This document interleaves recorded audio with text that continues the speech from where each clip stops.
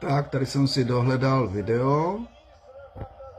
Je to těsně po vyhlášení krymského referenda, kdy krymský premiér Aksionov říká, že se připojují k Rusku, že se v referendu pro připojení k Rusku vyjádřilo přes 96% lidí.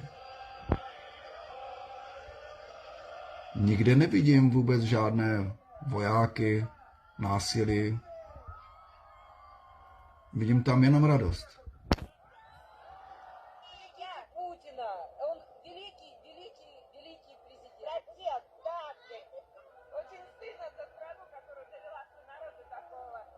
Takže tady aspoň vidíte informace, které byly přímo v daný termín, kdy se konalo toto referendum.